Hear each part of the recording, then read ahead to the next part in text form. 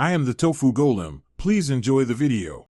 In this video, I will explain how to start over in TurboTax. Sometimes, you just need a fresh start on your tax return. Perhaps you made a few mistakes, or maybe you want to explore different filing options.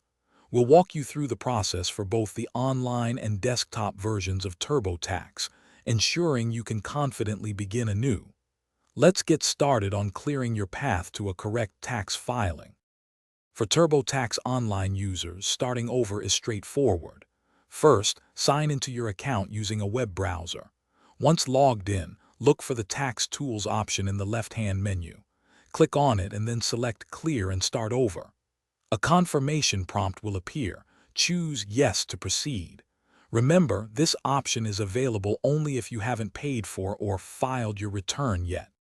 If you're using TurboTax Desktop, starting a new return is slightly different.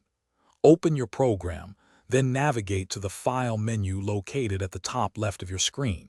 From the drop-down, simply select New Tax Return. This creates a completely blank return for you to begin. You can also manually delete any unwanted previous tax files from your computer's TurboTax folder if you wish.